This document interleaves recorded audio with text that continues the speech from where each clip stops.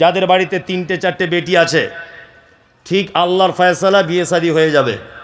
এইরকম মাজার পূজারি পীর ফকিরদের দলে বেটি যেন বিয়ে দিতে যাবেন না। কি বললাম বুঝলেন? কারণ যারা মাজার পূজা করে, মাজারের সেজদা দেয়, পীর ফকির নিয়ে ব্যস্ত থাকে, এরা মুশরিক। এরা কি মুশরিক, তাই না? যদি তওবা করে ফেরত আসে তাহলে বাঁচার রাস্তা আছে, তাছাড়া বাঁচার রাস্তা নেই। আল্লাহ তাআলার ভাষা হচ্ছে ওয়া উলি কুরবা। সেই মুশরিক যদি তোমার নিকট আত্মীয় হয়, তবুও তুমি তার জন্য ক্ষমা প্রার্থনা করতে পারবে না। তাহলে আপনার মেয়ে যদি একটা মাজার পূজারীদের ঘরে যদি আপনি দিয়ে দেন, তাহলে এমন একটা দিন অদূর ভবিষ্যতে আসবে যে আল্লাহর ওয়ার্ডার মুশরিকদের জন্য দোয়া করা যাবে না। আমি তো একটা কথা বলি সব সময়তে, যে আমরা পীরের দরবারে দোয়া চাইতে যাই। আমি মমতাজুল ইসলাম বলছি, পীরের জন্যই দোয়া করা হারাম। কি বললাম বুঝলেন না? ও পীর যদি বলে থাকে যে আমি মরে গেলে মাজারটা এই জায়গাটায় করে যাও, আর আমার ভক্তরা এসে চাদর চড়িও, ও পীরই তো নিজে মুশরিক, ওর জন্যই তো দোয়া করা হারাম। তা মানুষ আবার ওর কাছে দোয়া চাইবে কেমন করে? কি বললাম বুঝলেন না? দুটো জিনিসের সতর্ক বার্তা দিয়ে যাচ্ছি, এগুলো আমি একটাও ফতোয়া দিচ্ছি না। ফতোয়া দেওয়ার মতো যোগ্যতা আমার নেই। আপনাদের প্রতিষ্ঠানের যারা শাইখুল হাদিস আছেন বা অত্র এলাকার কৃতি সন্তান যারা আছেন, ইসলামিক ব্যাপারে খুব বেশি জ্ঞান রাখে, তাদেরকে গিয়ে বলবেন যে মমতাজুল ছোট ভাই এটা বলে গেছে, কথাটা কতটা সত্যতা। আপনাকে একটা কথা বলে দিচ্ছি, দুটো ব্যাপারে খুব সতর্কতা। এক, কোনো মাজার পূজারীদের সঙ্গে আত্মীয়তা করবেন না। দুই, কোনো বেদাতি প্রতিষ্ঠানে 10 টাকা সহযোগিতা করবেন না। কি বললাম বুঝলেন? কোনো বেদাতি প্রতিষ্ঠানে 10 টাকা দিয়ে সহযোগিতা করবেন না। কারণ সাদকায়ে জারিয়া বুঝেন, অবশ্যই বুঝেন। সাদকায়ে জারিয়া মানে মাদ্রাসাতে বিল্ডিংয়ের কাজ হবে, 2 বস্তা সিমেন্ট দিয়ে দিলেন, এটা সাদকায়ে জারিয়া, তাই না? মাদ্রাসাতে একটা কল বসিয়ে দিলেন, এটা সাদকায়ে জারিয়া। এর বিনিময়, এর বেনিফিট কি পাবেন? নেকি। কি পাবেন? নেকি। ঠিক তেমন তার বিপরীত সাদকায়ে জারিয়ার মতো একটা পাপ আছে। গ্রামে কোথাও ক্লাব হচ্ছিল, আপনার কাছে চাঁদা চেয়েছে, ক্লাবের জন্য আপনি 200 টাকা চাঁদা দিলেন। ক্লাবটা যতদিন থাকবে, ওখানে নায়ক নায়িকাদের ড্যান্স হবে, বাচ্চারা ক্যারাম বোর্ড খেলবে, ক্লাব যতদিন থাকবে, কিয়ামত পর্যন্ত যদি থাকে, কিয়ামত পর্যন্ত আপনার আমলনামাতে গুনাহ হতেই থাকবে, হতেই থাকবে। নাম্বার 2, কোন বেদাতি মাদ্রাসায় যদি আপনি টাকা দেন, যে মাদ্রাসার ছাত্র পড়ে এসেই বলবে নবী নূরের তৈরি, যে মাদ্রাসার ছাত্র পড়ে এসেই বলবে 40 করা জায়েজ, যে মাদ্রাসার ছাত্র পড়ে এসেই বলবে মৃত্যু, মানুষ মারা গেলে মারা যাবার সময় সূরা ইয়াসিন পড়ো বসে বসে, যে মাদ্রাসার ছেলে মাদ্রাসা থেকে পড়ে এসেই বলবে আল্লাহ সমস্ত জায়গাতে বিরাজমান, যে মাদ্রাসার ছেলে মাদ্রাসায় পড়ে এসে বলবে কিয়াম করা জায়েজ, কোনো অসুবিধা নাই, এই রকম মাদ্রাসায় যদি আপনি 10 পয়সা দিয়ে যদি সহযোগিতা করেন, এই রকম মাদ্রাসা, এরকম প্রতিষ্ঠানে সহযোগিতা করা আপনি যদি করেন, হাদিসে প্রকাশ্য নিষেধ। বেদাতি তো খারাপ, খারাপ বেদাতিকে সহযোগিতা করাও অন্যায়। কি বললাম বুঝলেন? টাকা আপনার কোটি কোটি টাকা থাক, এতে আমার কোনো আপত্তি নেই, আপনি দান করুন, তবে বুঝে শুনে করুন। টাকা আছে বলে যে কোনো মাদ্রাসায় আপনাকে ইনভাইট করলো অতিথি হিসাবে, বেদাতি মাদ্রাসা, আপনি গিয়ে 50,000 দিয়ে দিলেন। কিয়ামত পর্যন্ত যদি মাদ্রাসা থেকে বেদাত যদি তৈরি হয়, তাহলে কিয়ামত পর্যন্ত যদি মাদ্রাসা থাকে, ও বেদাত সারা জীবন যা করবে আপনার আমলনামাতে গোনা উঠবে। কারণ ও আপনার টাকা খেয়ে তবে বেদাত শিখেছে মাদ্রাসায়। কি বলছি বুঝতে পারছেন? খুব সাবধানে থাকবেন এই ব্যাপারগুলো। চলুন আর দুটো একটা শব্দ বলে দিব নাকি? আর বলবো না, 11টা 12টা পর্যন্ত তো হবে। আমি আর কিছু ভালো জিনিস শব্দ আপনাকে বলি, সব খারাপটা বললে লোকে বলবে ছোট বড় করে বলে যাচ্ছে। তাহলে মুনাফিক বলে দিলাম, মুশরিক বলে দিলাম, ফাসিক কি বলে দিলাম। এবার আপনাকে দুটো একটা ভালো দিক বা ভালো গুণ বলে দিই। ইনশাআল্লাহুল আজিজ, যে গুণগুলো আমাদের ভিতরে থাকলে আমরা আল্লাহর জান্নাতে পৌঁছে যাব। ইনশাআল্লাহ আমরা এই ভালো দিক গ্রহণ করার জন্য প্রস্তুত গ্রহণ করছি ইনশাআল্লাহ। কই কারা কারা গ্রহণ করবেন সবাই ভালো দিকটা? একদম। আর একজন 2 হাত তুলেছে, আরে সাংঘাতিক ব্যাপার আর কি, তাই না?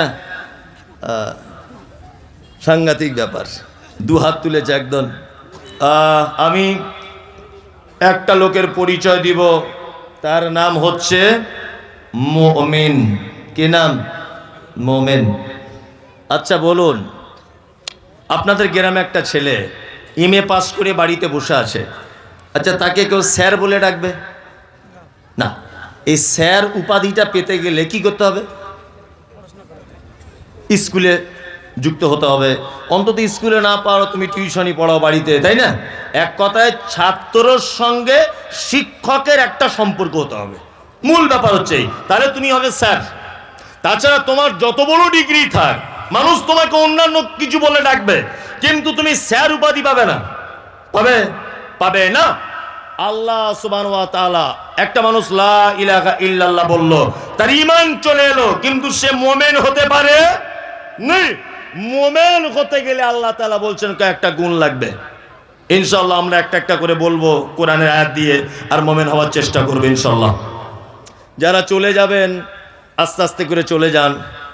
আর যদি বলছেন মৌলভী সাহেব যাইনি, পেচ্ছাপ করতে যাচ্ছি, পেচ্ছাপ পায়খানা বিড়ি খাওয়া এইগুলো প্রয়োজন হলে যাবেন, তাছাড়া এমনি কেউ যাবেন না, কারণ আপনাকে দেখে আর একজন পালাবে। অনেক লোক আছে অনেকক্ষণ বসে আছে, পেট টেট ফুলে যাচ্ছে না, বিড়ি টানতে পারছে না, এরকমও লোক আছে। কিন্তু এখানে ভাবছেন মনে হয় সবাই ফেরেশতা নাকি, এখন পকেট চেক করলে কত যে মাল ধরা পড়বে। ঠিক বলছি না? আবার কিছু লোক এরকমও করছে, চাদরের ভিতরে করছে না, কি জীবনেও জলসা শুনে কাজ হবে না,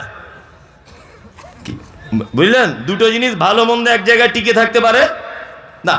যে ব্রেনে খৈনিটা কেমন হচ্ছে এটা কাজ করছে, যে ঠিক রেডি হয়েছে কিনা, আবার সেই ব্রেনে যদি কোরআন ঢোকাতে চাই সম্ভব?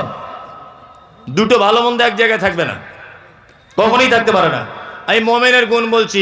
এক, ইন্নামাল মুমিনুনা আল্লাযীনা ইযা যুকিরাল্লাহু ওয়াজিলাত কুলুবুহুম ওয়া ইযা তুলিয়াত আলাইহিম আয়াতুহু যাদাতুহুম ঈমানা ওয়া আলা রাব্বিহিম ইয়াতাওয়াক্কালুন আল্লাযীনা ইউকিমুনাস সালাতা ওয়া মিম্মা রাযাকনাহুম ইউনফিকুন উলাইকাল মুমিনুনা হাক্কান লাহুম দারাজাতুন ইনদা রাব্বিহিম ওয়া মাগফিরাতুন ওয়া রিজকুন কারীম। আল্লাহ মুমিনের গুণ বললেন। আসলে গলা আর ভালো রাখা যায়? সে নভেম্বরের 9 তারিখে বাড়ি থেকে বার হয়ে এসেছি, প্রতিদিন সে সাহারি রাত পর্যন্ত, তো এটা ভালো রাখা আর সম্ভব নয়। সম্ভব? তাও মিষ্টি খাই না, টক খাই না, হাওয়া লাগাই না, কত কিছু যে করি, তাই না? তারপরেও প্রতিদিন 2 ঘন্টা 2.5 ঘন্টা কোথাও পজিশন বুঝে যেমন হয় বকতে হয়। এরপরে তো অজস্র মানুষের সঙ্গে ফোনে কথা, আর ঠিক রাখা যায় না, খুব চাপ মনে হচ্ছে। তারপরেও আমি ভাঙা কণ্ঠতে আপনাদেরকে কিছু বলছি, বিরক্ত হচ্ছেন না? আল্লাহ বলেন মুমিনের 1 নম্বরের গুণ, ইন্নামাল মুমিনুনা আল্লাযীনা ইযা যুকিরাল্লাহু ওয়াজিলাত কুলুবুহুম। মুমিন হলো তারা যারা রাতের অন্ধকারে পাপ করে, দিনের আলোতে পাপ করে, জনসমক্ষে পাপ করে, একা একা পাপ করে। পাপে যখন সে লিপ্ত হয়ে যায়, তারপরে পরই আল্লাহর কথা স্মরণ হয়ে যায়, জাহান্নামের কথা স্মরণ হয়। আর ওই লোকটা যদি প্রকৃত পক্ষে মুমিন হয়, আল্লাহ বলে পাপ কাজ করার পরে যখন জাহান্নামের কথা মনে পড়ে যাবে, আমার ভয় চলে আসবে, তখন সে ভয়ে থরথর থরথর করে কাঁপবে। এটা হচ্ছে মুমিনের 1 নম্বরের গুণ। 1 নম্বরের গুণ। পাপ করবে, পাপ করার পরে আল্লাহর ভয় চলে আসবে মনে, আল্লাহর কথা স্মরণ হবে যে পৃথিবীর কেউ দেখতে না পাক, আমাকে আল্লাহ দেখেছে। এই কথাগুলো মনে আসার পরে ও সাথে সাথে ভয়ে থরথর থরথর থরথর করে কাঁপবে। এটা হচ্ছে মুমিনের 1 নম্বরের গুণ। একটা হাদিসের কথা মনে পড়ে গেল, খুব চমৎকার হাদিস আপনাদেরকে বলি, দেখুন আপনার ঈমান বেড়ে যাবে। একজন মহিলা, খুব প্রসিদ্ধ হাদিস এটা, একজন মহিলা আল্লাহ নবীর কাছে এসে বলছেন, ফাতাকিরনি ইয়া রাসূলুল্লাহ, হে আল্লাহ রাসূল, আপনি দয়া করে আমাকে একটু পবিত্র করে দেন, পবিত্র করুন। আল্লাহ নবী সাল্লাল্লাহু আলাইহি ওয়াসাল্লাম মুখটাকে ফিরিয়ে নিলেন। মহিলাটি আবার আল্লাহ রাসূলের সামনে গিয়ে বলছেন, আল্লাহ রাসূল, আপনি আমাকে পবিত্র করুন। আল্লাহ রাসূল বলছেন, মহিলা, তুমি কি করেছো যে তোমাকে পবিত্র করব? মহিলা তখন বলছেন, আল্লাহ রাসূল, আল্লাহর প্রতি কতটা ভয় দেখুন। মহিলা বলছেন, আল্লাহ রাসূল, মানুষ যেটা বৈধভাবে করে আমি সেটা অবৈধভাবে করেছি, অর্থাৎ আমি ব্যভিচার করেছি। এই দেখুন আমার পেটে বাচ্চা চলে এসেছে। আল্লাহ নবী সাল্লাল্লাহু আলাইহি ওয়াসাল্লাম বলছেন, মহিলা, তুমি কি জানো যে ব্যভিচার করলে বিবাহের পরে তাকে কি করা হয়? বলছে, আল্লাহ রাসূল, জানি।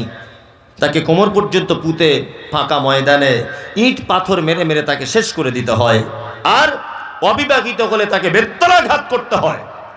মহিলা, তুমি কি জানো এই মুহূর্তে তোমায় কি করা উচিত? মহিলা বলছেন, আল্লাহ রাসূল, সব জানি। আপনার কাছে শুনেছি, আপনার সাহাবীদের কাছে শুনেছি। আমার সব থেকে বড় কথা, ব্যভিচার করেছি, পেটে বাচ্চা এসেছে, কিন্তু আল্লাহ রাসূল, আমার আল্লাহর প্রতি খুব ভয় চলে এসেছে। আমি জাহান্নামের কথা ভাবছি, খুব ভয় চলে এসেছে। আল্লাহ রাসূল, আপনি আমাকে কোমর পর্যন্ত পুঁতে পাথর মেরে মেরে হত্যা করে দেন, নির্দ্বিধায় করুন, আমি কোনো আপত্তি করব না। আল্লাহ নবী সাল্লাল্লাহু আলাইহি ওয়াসাল্লাম বলছেন, মহিলা, তুমি পাপ করেছ, তোমার গর্ভে থাকা বাচ্চা তো কোনো পাপ করেনি, তুমি বাড়ি চলে যাও। বাড়ি গিয়ে তুমি তোমার বাচ্চা জন্ম দাও, পর্যাপ্ত পরিমাণে যতদিন পর্যন্ত দুধ পান করানোর প্রয়োজন ততদিন দুধ পান করাও। তোমার বাচ্চা যখন রুটি টুটি খেতে শিখবে তখন তুমি আবার আমার কাছে আসবে। কিছুদিন পর মহিলা তার বাচ্চার হাতে একটা রুটি নিয়ে আল্লাহ রসুলের দরবারে এসে বলছেন, আল্লাহ রসুল, আপনি আমাকে চিনতে পারছেন? আমি সেই নারী যাকে আপনি ফেরত পাঠিয়ে দিয়েছিলেন। বিশ্বনবী বললেন যে, তোমার বাচ্চা কি রুটি খেতে শিখেছে? বলছে, আল্লাহ রসুল, হ্যাঁ, খেতে শিখেছে রুটি, এই দেখুন। সাহাবীদেরকে আল্লাহ রসুল বললেন, বাচ্চাটাকে নাও। মহিলা বাচ্চা জমা দিলেন।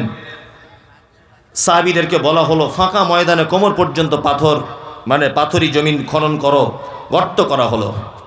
গর্ত করার পর মহিলাটি বাচ্চা ছেলেটাকে কোল থেকে নামিয়ে দিয়ে ওই গর্তের দিকে আগিয়ে যাচ্ছে, বারবার যাচ্ছে, গর্ততে গিয়ে পড়েছে, কোমর পর্যন্ত পুঁতে দেওয়া হলো, পাথর মারার কাজ শুরু হয়েছে, খুব পাথর মারা চলছে।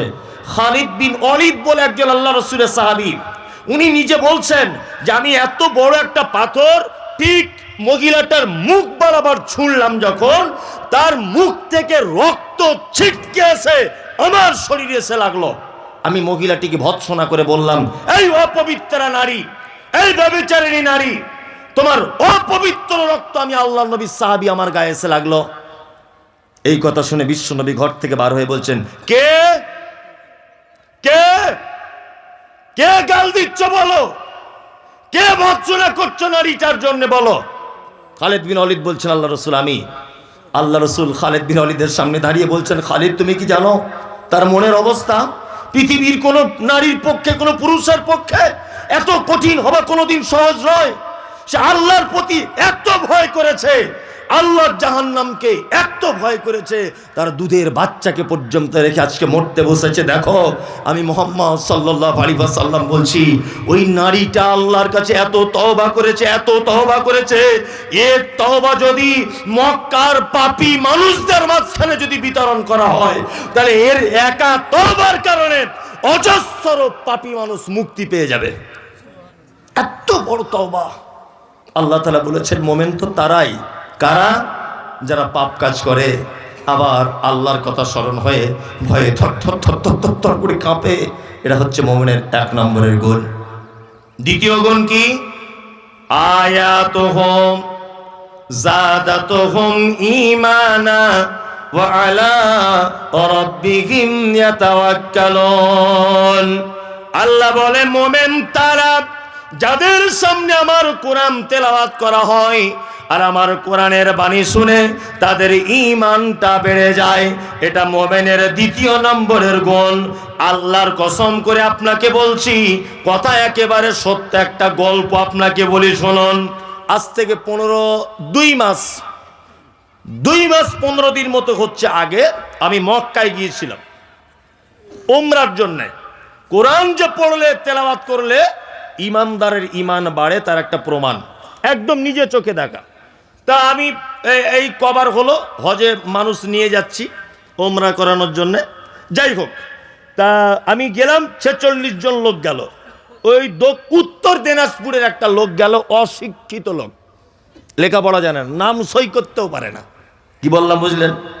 তা মানে ভেতো বাঙালি, খোট্টা ভাষা যেমন গ্রাম অঞ্চলের বলে, এই ভাষা ছাড়া ও কিচ্ছু বুঝে না।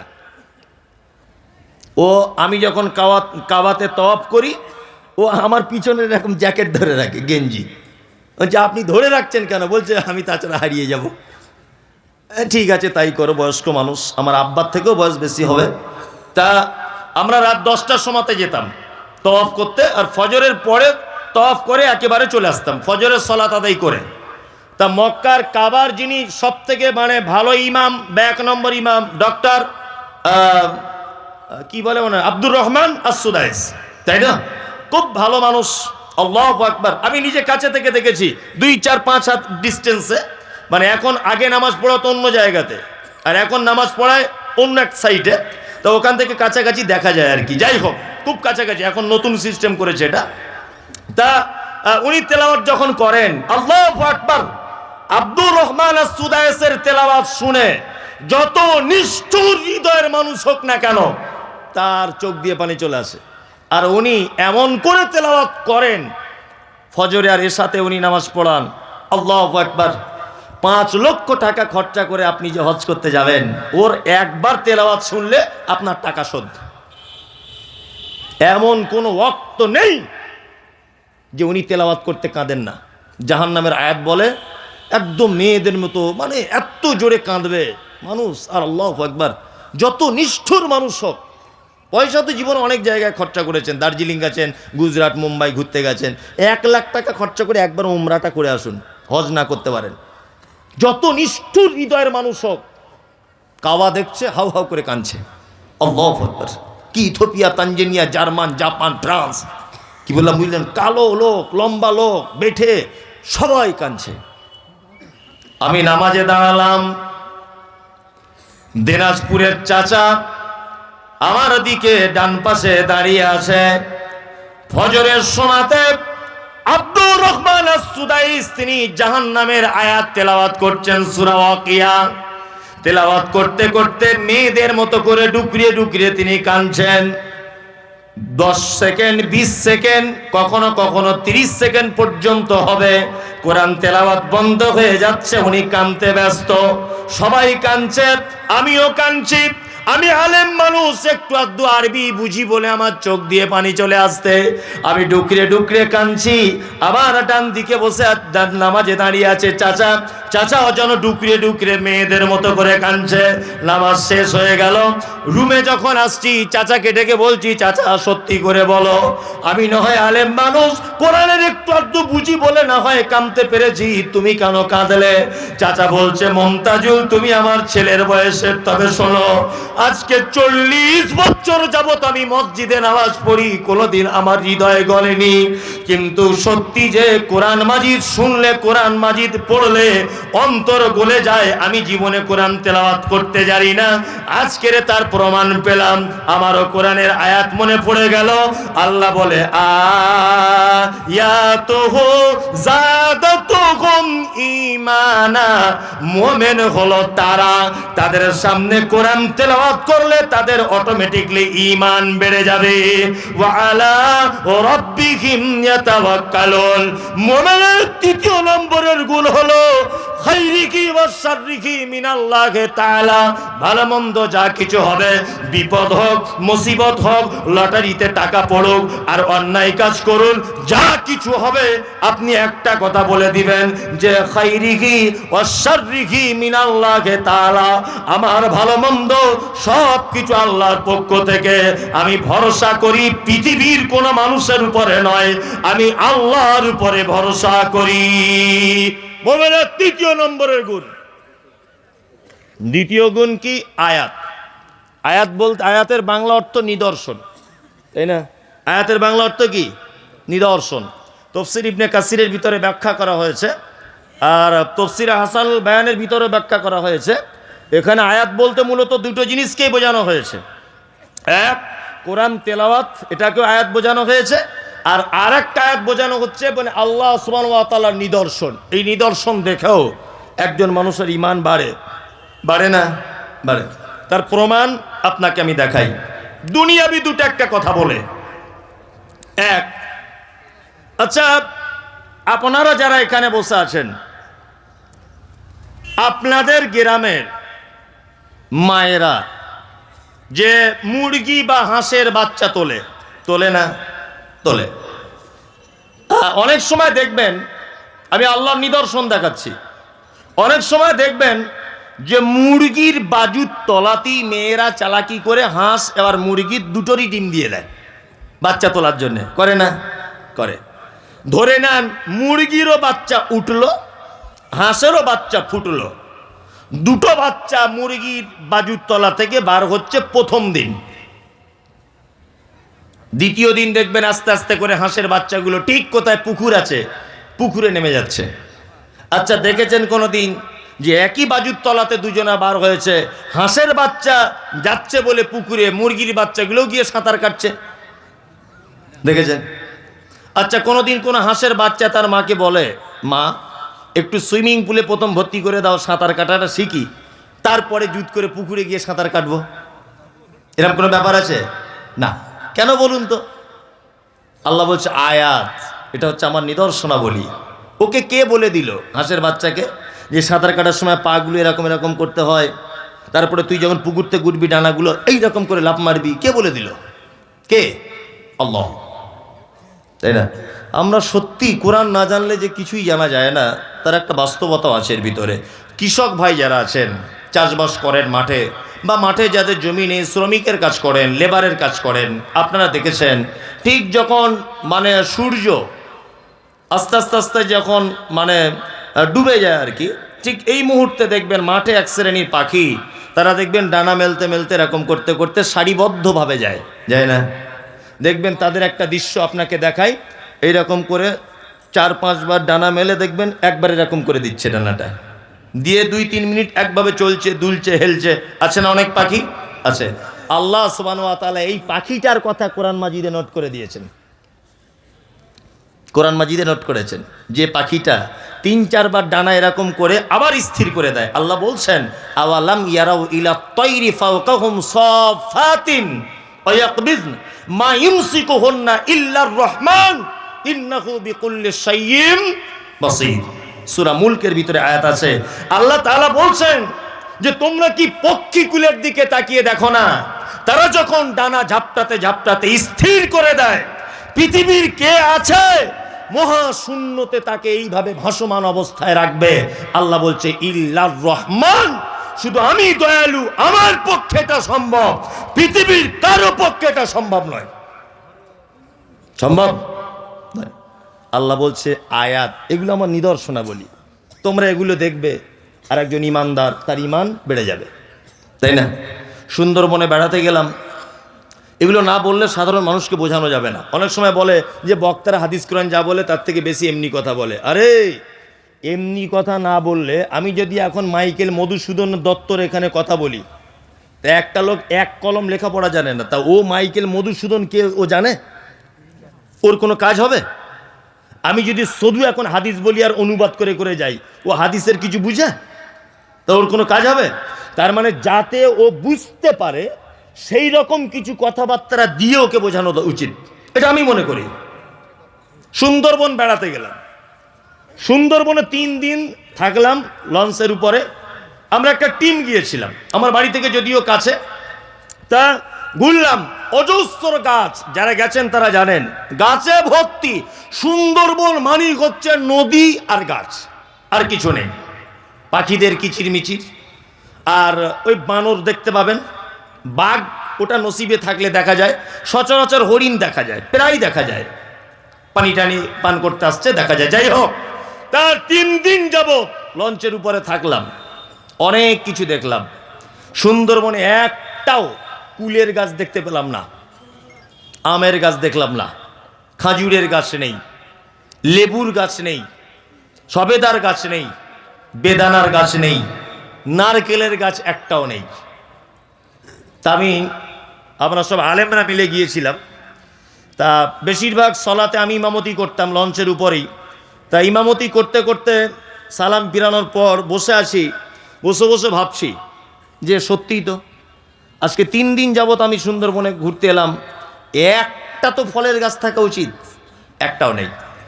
সঙ্গে সঙ্গে আমি ভাবতে শুরু করে দিলাম, সত্যি আল্লাহ তুমি, এর জন্য তোমার নাম রব, তোমার নাম রব। তুমি এখানে কেন তুমি মানে আমের গাছ দিতে যাবে কেন? কোন আমের আচার করতে হয় এটা তো হনুমান, বানর, বাঘ এরা তো কেউ বুঝে না, বুঝে? আচারে কি কি মশলা লাগে ওরা বুঝে? আম কি করে কার্বাইড দিয়ে পাকিয়ে চুষে খেতে হয় এটা ওরা জানে? জানে না। তার মানে আম যে একটা সুন্দর প্রয়োজনীয় মিষ্টি ফল, এই ফলের কদর হনুমান করতে পারবে না, বানর পারবে না। এই জন্য এখানে তুমি এসব ফলের গাছ টাছ দাওনি, আমের গাছ তুমি দিয়েছো শ্যামনগরে। হিমসাগর আম গাছ থেকে পেড়েই বলবে খেয়ে আলহামদুলিল্লাহ।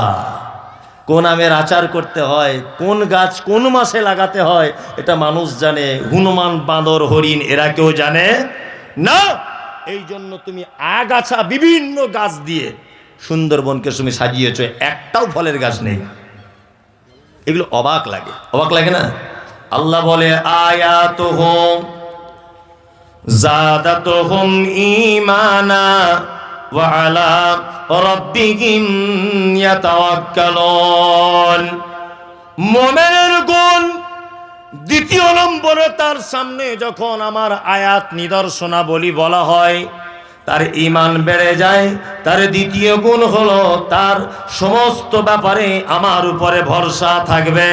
আল্লাহ মুমিনের 4 নম্বরের গুণ বলে আল্লাযীনা ইউকিমুনাস সালাতা ওয়া মিম্মা রাযাকনাহুম ইউনফিকুন। আর মুমিন হলো সে যে 4 নম্বরে সালাত আদায় করে, নামাজ পড়ে।